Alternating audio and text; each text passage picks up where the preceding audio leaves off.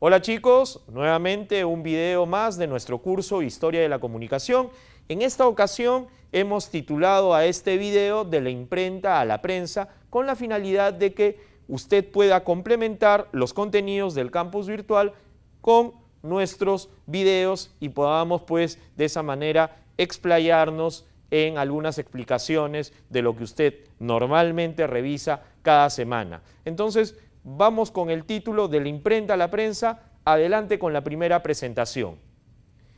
Si nosotros deseamos hablar sobre algún antecedente de la prensa, no deberíamos omitir lo que significa en el Imperio Romano la irrupción o la aparición del acta diurna.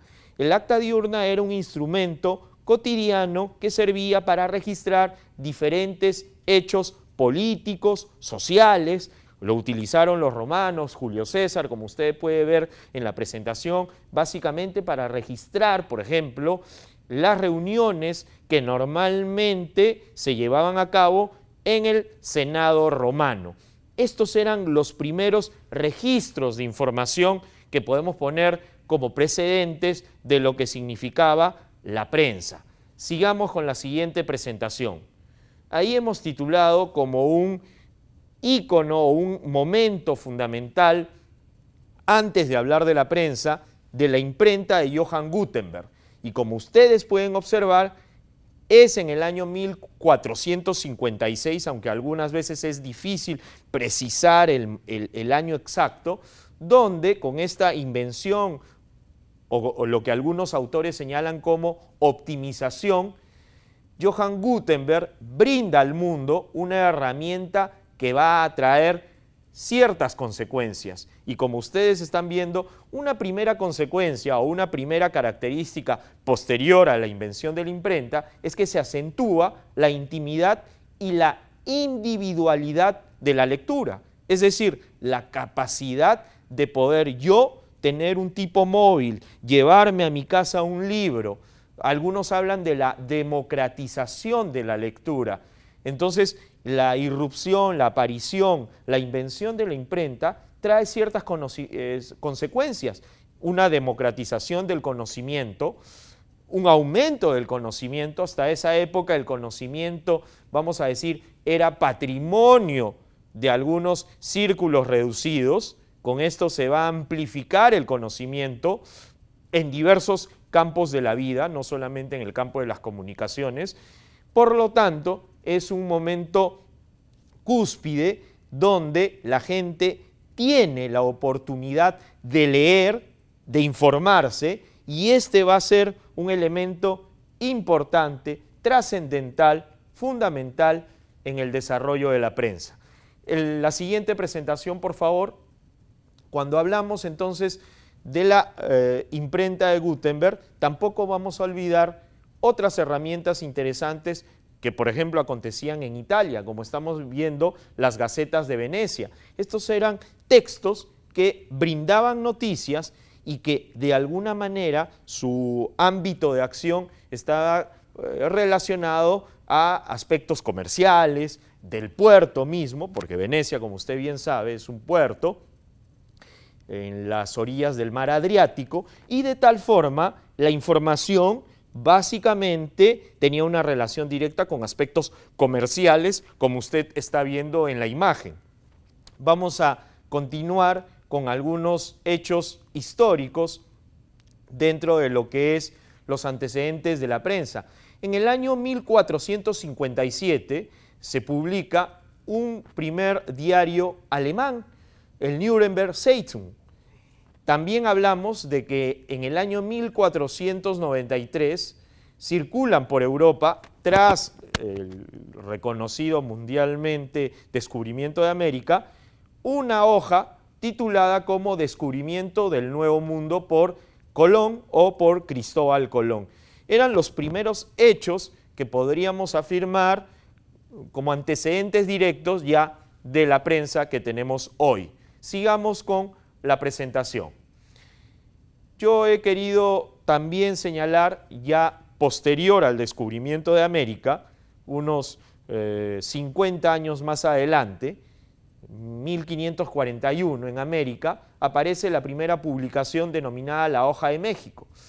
Todos estos impresos que se publicaban o se difundían en toda América, sobre todo en toda América colonial, donde habían llegado los españoles, tenían impresos con contenidos diversos, no necesariamente solo informativos. Se difundían N cantidad de hechos, que podían ser incluso registros de los comentarios que hacían, por ejemplo, los mismos españoles sobre sus incursiones a territorio americano.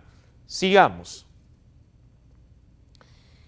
He puesto el título de La prensa en el siglo XVIII. En 1702 nace en Inglaterra, Londres, el primer periódico diario que se va a emitir de manera constante.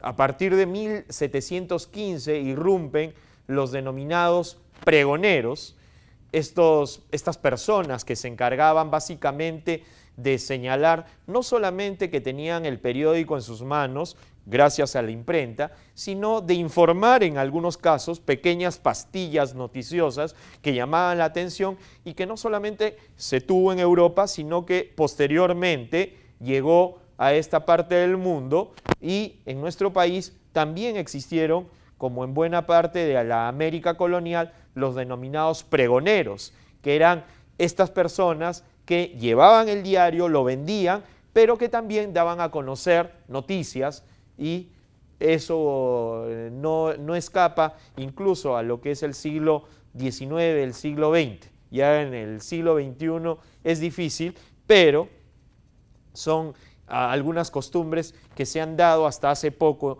incluso en nuestra realidad. Sigamos con la presentación del Prezi.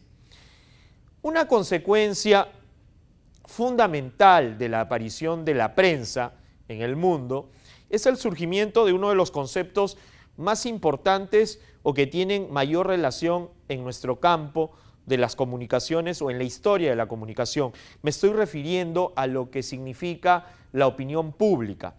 Hay diversos conceptos de opinión pública. Vamos a ir a la siguiente presentación cuando hablamos de conceptos de opinión pública. Yo acá he querido colocar uno de los tantos conceptos, pero de los que me parece más interesante, juicios colectivos fuera de la esfera del gobierno que afectan a la toma de decisiones políticas. Es interesante porque acá tenemos que saber discriminar lo que es la opinión pública y lo que es la opinión del público.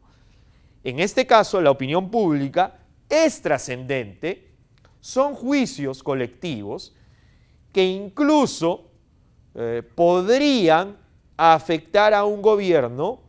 Históricamente se han dado muchos casos donde un hecho que ha llevado a juicios colectivos ha tenido consecuencias graves en el gobierno. Y no necesariamente cuando hablamos de opinión pública hoy en día por la variación de temas, solamente podrían ser temas necesariamente relevantes. Hoy la opinión pública se expresa sobre N hechos, desde los más trascendentes a los menos intrascendentes. Y por supuesto, acá hay una relación directa con la aparición de la imprenta, con el desarrollo de la prensa, porque la gente, las personas, comienzan a opinar a partir de información. Es decir, yo podría determinar o podría decir que otra de las consecuencias de la aparición de la imprenta es la generación o la irrupción de la opinión pública, porque la opinión pública va a tener información, va a poder leer, es decir, va a nacer lo que algunos autores hablan como la esfera pública. Hoy usted o yo tenemos internet en nuestras casas o en nuestros centros de estudio o en nuestros centros de labores y podemos leer, y a partir de leer podemos opinar. Entonces, esa opinión colectiva va a denominarse opinión pública, que es trascendente, como yo podría decir o diferenciar de una opinión del público como la mía, que en estos efectos es intrascendente. Entonces, es una de las consecuencias y uno de los puntos fundamentales a partir del siglo XVII, siglo XVIII, con el nacimiento de este concepto tan importante que hoy sigue vigente y que hoy sigue siendo importante para que los gobernantes decidan. Los gobernantes deciden muchas veces y sobre todo en países que son más populistas en función de qué dice la opinión pública. ¿Está a favor la opinión pública de esta medida o está en contra? Si no, mire las noticias. Usted sacará sus propias conclusiones. Sigamos con la presentación. Uno de los puntos importantes históricos es que durante este siglo XVIII emerge, por ejemplo, la tertulia en Europa. A partir de la prensa en el siglo XVII, en el siglo XVIII, emerge la tertulia, la conversación en gran parte de Europa.